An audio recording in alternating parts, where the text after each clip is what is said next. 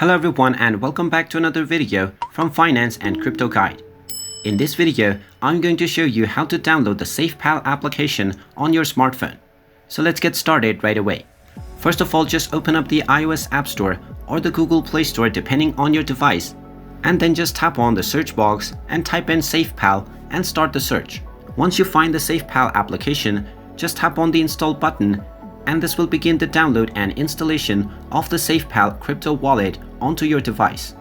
Just wait for a while until the installation is completed, and then once you see the open button, you can simply tap on it to open it up. Now after you open it, you can simply proceed with logging into your account or signing up if you don't have one to proceed with using the application. And now you can start trading with crypto right from your smartphone using the SafePal app. And there you have it. That is how easy it is to download the SafePal application on your smartphone. If you find this video helpful, make sure you hit that like button and subscribe to our channel if you haven't done so already.